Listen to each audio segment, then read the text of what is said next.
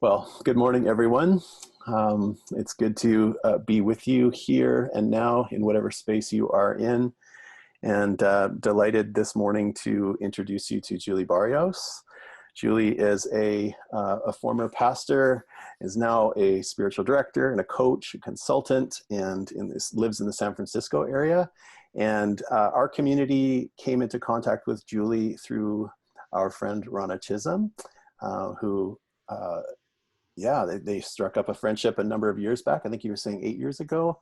And since then, Rana, as if you know Rana, you know she's a great connector of persons. And so she said, Julie, you need to meet Artisan, and vice versa. And so really delighted that that connection got made. And Julie has spoken at Artisan twice before. And so some of you may have been around when she has spoken in the past, and she's become a friend to me, and I've really valued her wisdom, her listening ear, and her deep wisdom, I already said wisdom, but your listening ear over the last even a couple of weeks as we've been preparing for this. So a delight to welcome you, Julie. So thank you for taking this time, for agreeing to offer some of your reflections on the lectionary text from this week. So before you offer any of those reflections, is there anything from your own story you might like to share with our community? Might be relevant to us today. Yeah, thanks, Nelson. It's a pleasure to be with you guys. It's always been a joy for me to be at Artisan when I'm in the Vancouver area. So it's great to be with you remotely here from San Francisco. I guess that's one of the, maybe there are probably not many great things about COVID, but being connected with people at a distance is one good thing. Yeah, this, Nelson, you and I have been talking so much about this text over the last few weeks, and the thing that stands out to me about my life specifically when I think about the readings from this week are that we are witnessing in these readings the expressions of people who are offering a range of emotion that is so large. And when I think about myself in that, in my own journey, I can say that most of my life, my range was quite small. And it's actually been a significant part of my own spiritual formation to expand that capacity so that I could fully live into, and hopefully more and more and more, show up wholeheartedly with God and with others. And I think that's what I'm probably most inspired by in reading the text today. Wow. Yeah. Amazing. Yeah, appreciate that. That's been a journey that a lot of our community, I think individuals within it, have been on as well, and just growing our depth of awareness and emotional maturity, so that we can not only more fully live into our own story and our experience of God, but then also offer that sort of space to others. Yeah, Yeah. one of the things that's striking me about uh, this text is that it's I feel like it's flagging for us in many ways, or the series of texts that they're flagging for us in many ways. Um, what goes right and what might go wrong as we consider the truth of Jesus's words, that it's actually what comes out of our mouths that defile us. And let's start with what goes wrong. Um, Clearly, he names some ways that what comes out of our mouths is harmful to ourselves and to others. But also, I think that there's an interesting thing to consider, which is what have we been told is wrong for us to express that actually is good? And so, right after he offers that parable, he has this exchange with this woman where she is showing up incredibly demanding, and she's asking boldly for what she wants. He says no and is dismissive, and she comes right back and comes at him with a new argument. And I just, I have this memory, even like from childhood, where this was kind of a Barrios family children trait, is that teachers knew us for like trying to make deals, and and we would try again to try to get something, and and I think about that, how that was something that over time I thought, oh, that's probably a bad quality about me, that I would try to make a deal.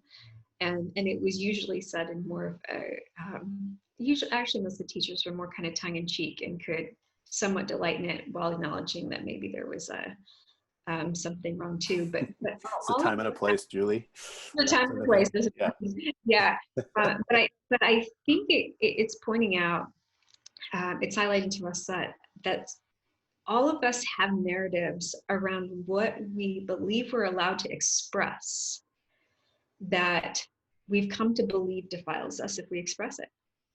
Mm. And that'd probably be one of my first questions for anyone who's listening today, is what are some of the things that you have developed narrative about expression, where you are tempted to make judgments toward yourself and others around that kind of expression? So I don't know, Nelson, does anything come to mind for you? Like, has this been a part of your journey too? It's interesting. Well, one of the things that I think about in that, and what's striking me about this text even now, is that what are the things that we've been told aren't okay to say to God or to Jesus in particular? And so, I mean, I go right to my journey in the Psalms has been quite formative when I recognize that, oh, there's the theology of the Psalms. Maybe this is the thumbnail theology of the Psalms, is there's nothing we can't say, real, almost nothing we can't say to God. Yeah. You Not know, to people, it's in the Psalms. that's right. Yeah. So just having that permission and to notice, yeah, we're shocked by what Jesus says initially. Yes. Um, and yet there's the story doesn't end there. And it ends with a blessing of her faith and her ability to trust and to keep going after that thing. Yeah, yeah. There's definitely something that this circumstance that she's in is, it's pulling her, all of her courage, all of her gumption to boldly ask for what she wants. And I, I've seen this in the people I work with, my own directees, and I've seen this in my own life for sure, that sometimes it's really important to allow people to experience the intensity of how much they desire something, um, for the sake of helping them more fully show up as they are with God. And this is a difficult text, because on the surface it looks like Jesus is being really mean. um, I'm not convinced of that. I think that there's probably more to it than that. And I just, Nelson, you and I have been talking about this, for the last few weeks, but I have a 90-year-old grandmother who has dementia. And one of her loops of dementia is going to a place of a deep feeling of abandonment. And one of the important things that we've realized we have to do as those who care for her is not simply console her, but actually we need to create opportunities for her to take ownership of her agency and her sense of power. And so what that has looked like for us is to say things like, when she's like, "Are you going to leave me? Please don't leave me," to say, "Grandma, can I stay here tonight? Would you let me stay here?" So that she can say, "Yes, of course." And taking that, taking hold of her own boldness, taking hold of her own power to say yes. And so I think of that even in my own life, that like on a surface level, does it look like it could be mean that I'm not consoling my grandmother when she's saying, "Please don't leave me, please don't leave me." But what I'm actually doing is I'm helping her to to have confidence that it's not just that we're going to leave her, not going to leave her because she's in need, but we are not going to leave her because we want her. We want to be with her, and we choose to be with her as long as she's okay with us being there. And that's such a, I hope that in time that creates a really healing space in her heart. But that boldly asking, I think, is a really significant theme in this series of texts, as well as boldly expressing. And I'm delineating those two, and that Joseph, well, he does have one request, man, and this was a vulnerable one too. He says, "Is my father still alive?" Oh my gosh, I can't imagine how vulnerable it would be to ask that to the people who are responsible for separating you from him. So he does make a vulnerable ask right there, to ask for that information. But mostly what you see with him is that he is boldly expressive in allowing himself to enter into emotional states that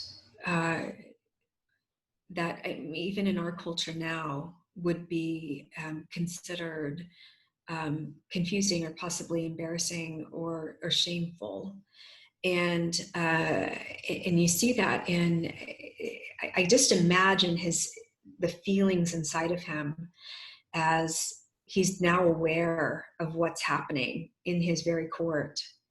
And he starts to feel this emotion bubble up in him. And I feel for him in that moment, because I don't know if any of you have ever been in that situation where you feel like I'm about to explode with tears or anger or some kind of emotion, but I don't want to do it in front of all these people right now. Can I just get out to the parking lot? Can I just get to my safe zone before that happens? And so, we get this sense that it's bubbling up inside, and he just misses the court. And then that's when he begins to allow this to come to the surface. And I'm really struck then by the response of his brothers at that moment. I mean, he's displaying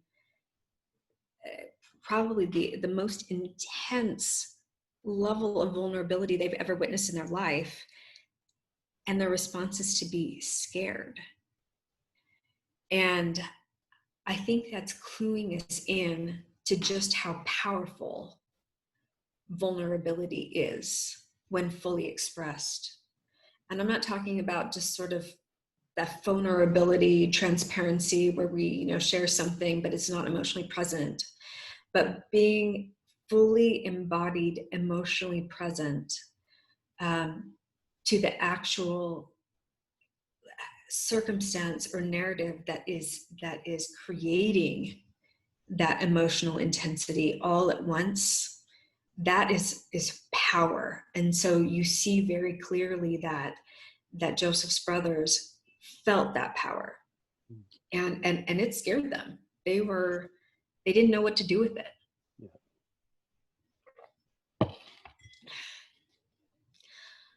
I then also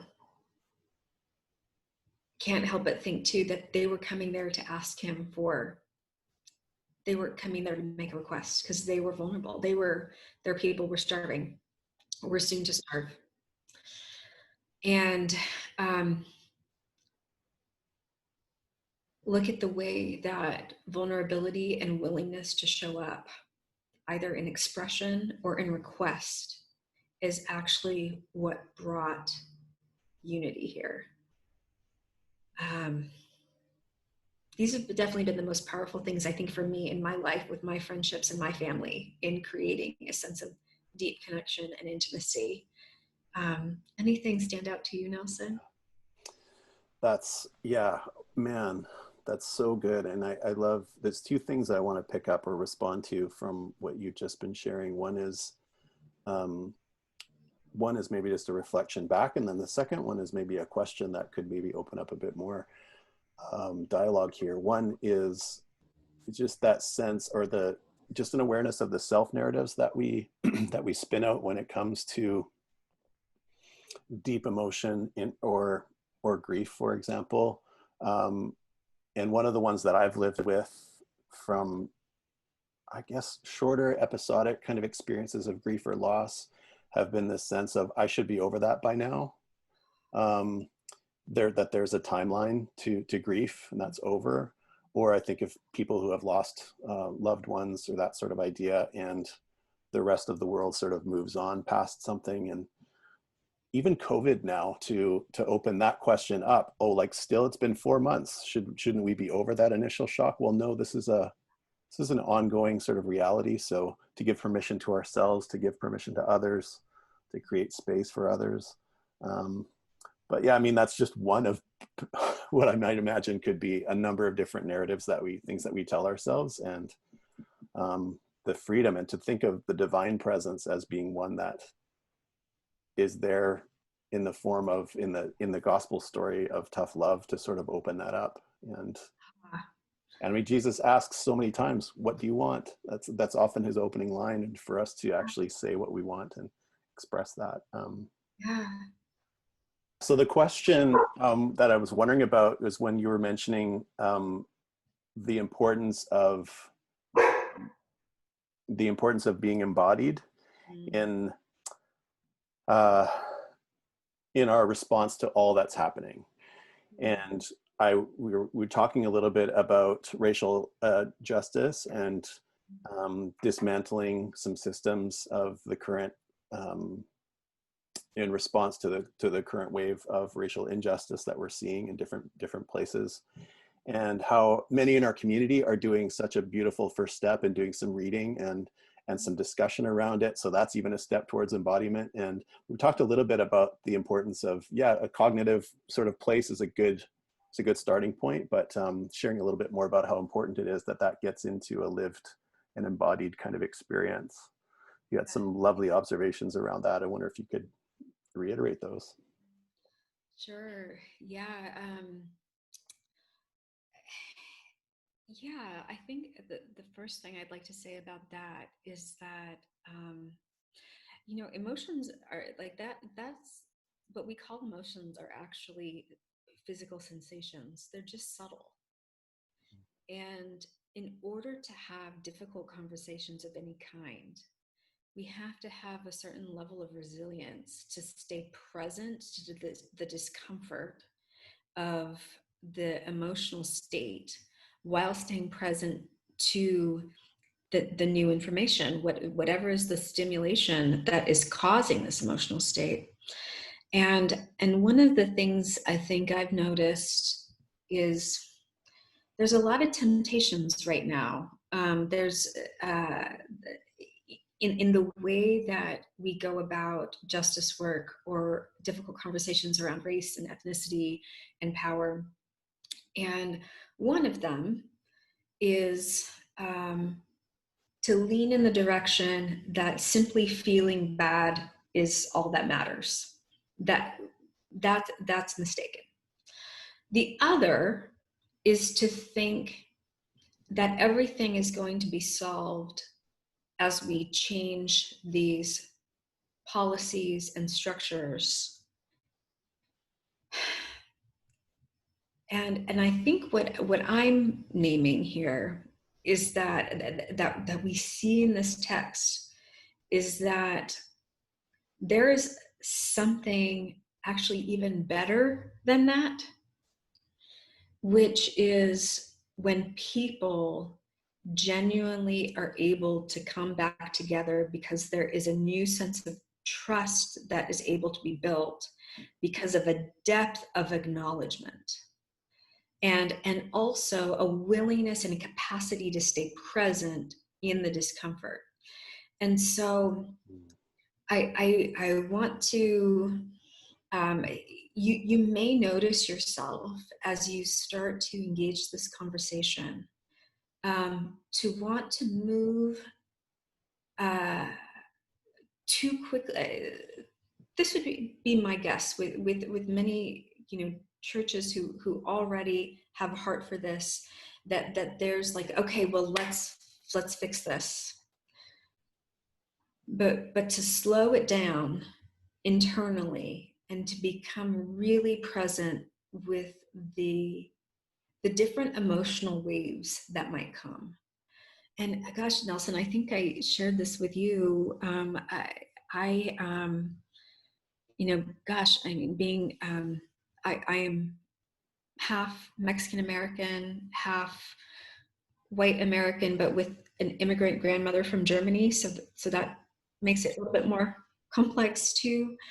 But I grew up with a lot of conversations around race and ethnicity. That was pretty normal in my family. And also my extended family is fairly mixed race also in lots of directions. So it was really normal for me to have holiday gatherings where there were lots of colors at the table, and conversations about race as well.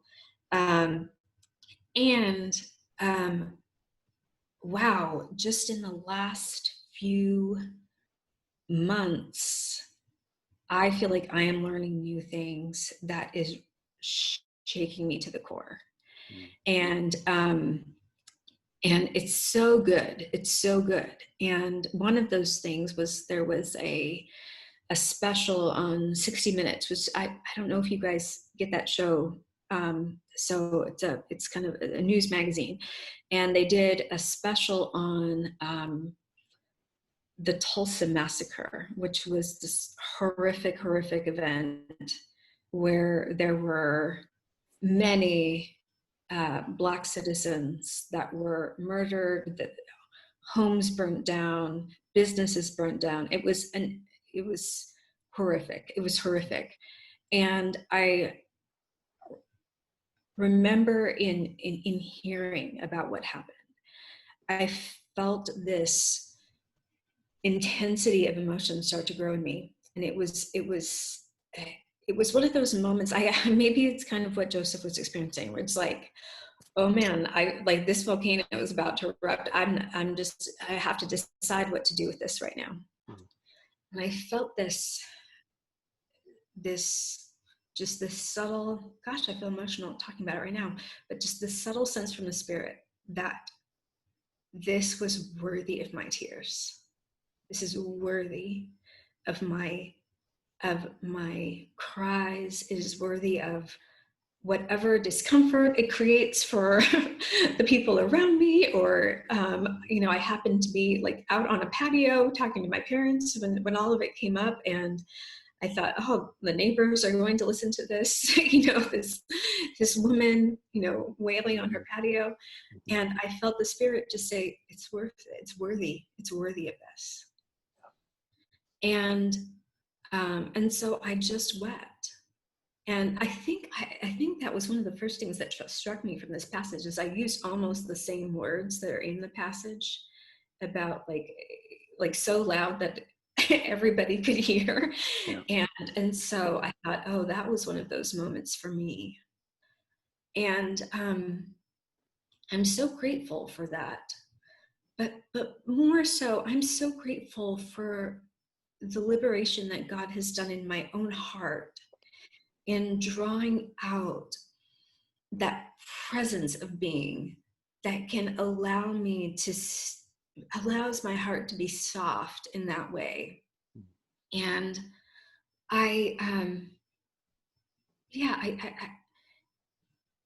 that experience is certainly not the end. And it doesn't fix anything, but there's a practice of grieving and a practice of staying present to depth of emotions that I think also prepares us for the moments when it really matters. And not to say the moment that I was in didn't matter, it did, but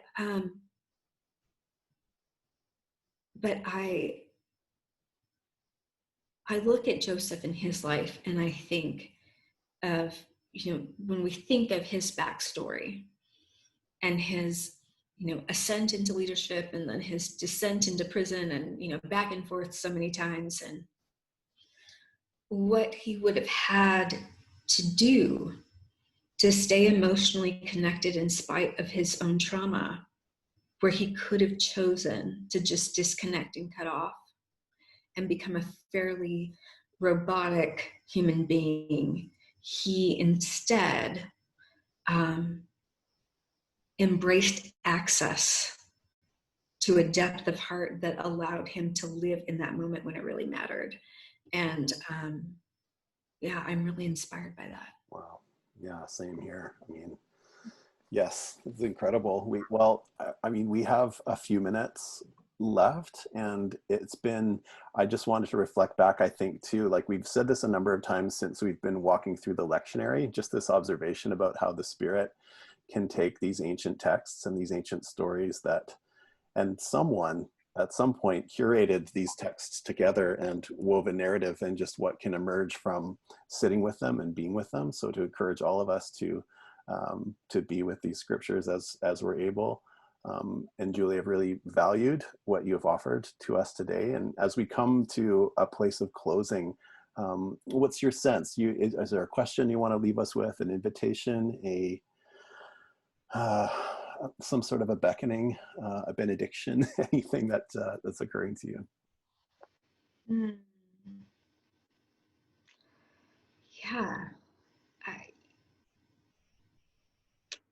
I bless Artisan Church with tears for all that is worthy of tears, for anger over all that is worthy of your anger, for ecstasy over the great joys of life, and for capacity for boldness and receptivity.